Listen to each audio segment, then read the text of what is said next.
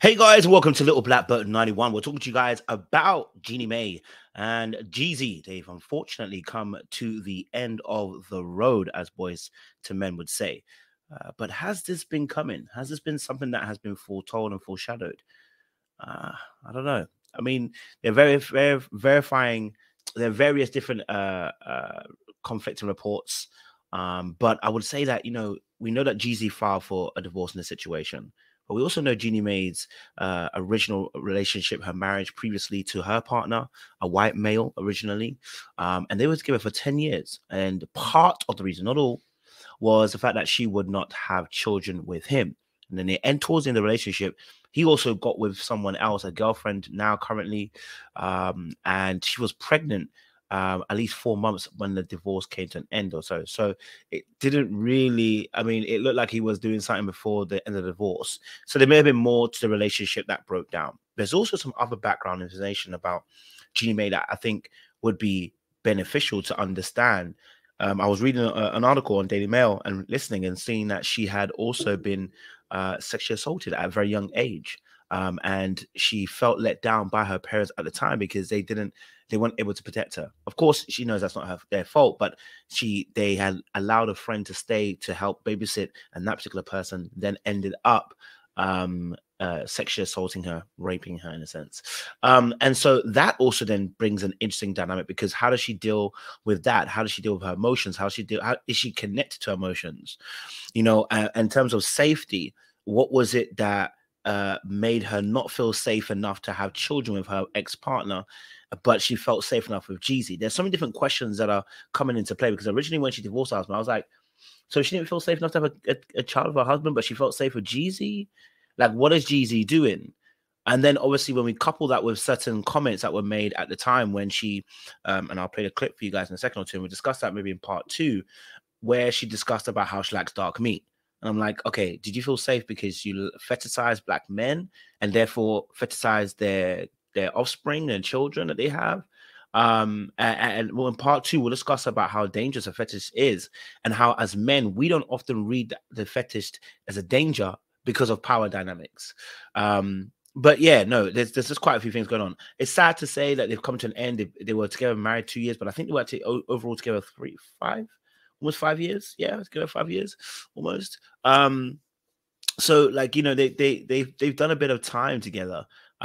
It'll be intriguing to find out later on some more information in terms of why they divorced. I know they filed for joint custody. I know that also within that, I don't think there's going to be a prenuptial agreement put in place, which will stay intact.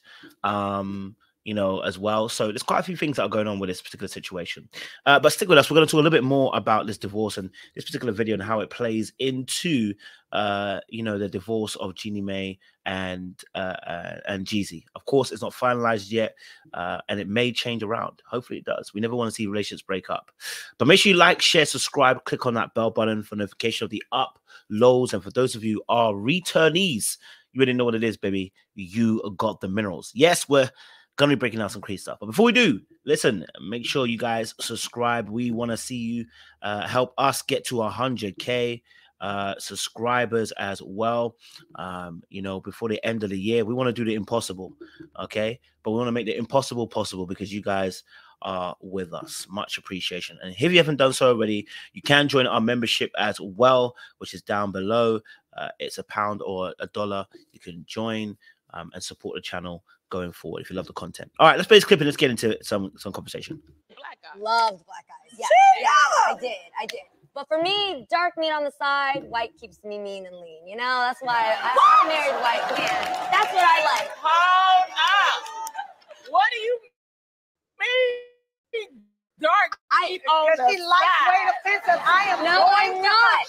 I'm saying I really do think black men are attractive. I do. Like, that's my. You mean dark meat on the side? That means, honey. That's You know what that means. Wait, what are you reading it as? How did you say it? I'm just saying, when I think about men, I like dark men. I do. Right, you like your main man to be white and your side No,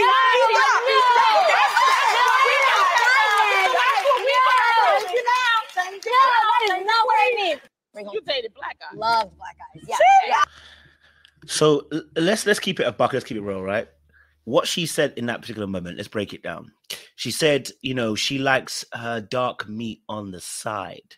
Now, I'm very cautious about what people say, right? Because we formulate sentences out of our hearts, right? And sometimes our hearts give us away and our tongue betrays us. Okay. So the statement was, you know, I love my dark meat on the side, but I love my white meat because it keeps me lean and mean. Keeps me lean, basically. Why would she describe a dark-skinned man as dark meat on the side? Dark meat, I don't really care. Personally, you like your dark meat. I know what you meant, but your dark meat on the side. So that person's not the main. So, and we have to take into components here: race, ethnicities. But we have to also talk about history in terms of how prejudices and discriminations. And one of the highest ones that we Black people suffer is against Asian communities. As much as white people obviously are racial as a whole, not everybody, but systematically and even amongst the population of certain white folk, yes, we are racially profiled. We're seen in a particular derogative way. Same thing with the Asian community, and if anything, we have that experience in UK too, where actually one of our biggest people that go against us is the Asian community. And of course, it's not everybody in the Asian community. I want to make that very, very clear. But we suffer a lot through that community. So if there's already an ideology or thought about how Black men are or how Black women are, even if you're ingrained in the culture, even if you grew up in a culture, remember you've also been reared from an original culture, which has its own thoughts, patterns, ideologies, customs, traditions, etc., etc. And your thoughts towards Black people, I don't know 100%. I'm just going by what she said. It may have come from there. But to have dark meat on the side is not an endearing term. To say that that you like dark men and you're attracted to them, but they're on the side, it's not an endearing term. Now she goes on to clear the comment up, and we can play a little bit more and have a conversation about it. Oh, I don't think she did actually. Maybe not. I think I watched it on another show. That's why. Let me see. I did. But for me, dark meat on the side, white keeps me mean and lean. You know, that's why I married white man. So, of course, at the time she was married, and I don't think she explained it because I think I watched the actual full clip. My bad, guys. I apologize. I sold you a dream. But you know, she went on to explain it, to say, you know, what she really meant is that she attracted to them, etc., etc. But then, you know, again, she made a comparison between white meat, dark meat, and saying obviously white meat keeps her lean, but the dark meat's on the side. Basically, what you're saying is a fantasy. And look, I'm not mad at it. Shoot, use me. You know, if I'm in that space, I'm not trying to marry that though. Right? We're not trying to get a relationship with somebody who thinks that you're a fantasy, you know, because it never ends well. Because being fetishized is about sexual fantasies and being turned on by body parts or or objects or certain things, right? We don't love toes. You're fetishizing toes. It's different. You know what I mean? And so in the same measure with Jeannie Mai, I felt like what she described there was her fetish, and what she described was the excitement of having a Black man. But it's not supposed to be a relationship because you know why? Her white meat keeps her lean. In the end, these two have divorced and come to a particular point, right? We need more information to understand exactly why. But in part 2, I will discuss how fetishes actually affect relationships and how they actually affect a dynamic where a Black man's involved as well. Let me know your thoughts down below. What do you guys think? I think the Jeannie Mai, JEEZY situation is unfortunately divorced. It's unfortunate they've come to a place where, you know, they no longer work together. They have a child together as well. The prenuptial agreements are in place. I don't think that'll be contested. They're going for joint custody too. So, and JEEZY left up to the court to provide how much child support that will be involved as well. So it doesn't look like it's a bad dispute in this particular case. So let me know your thoughts down below. Comment on the comment section.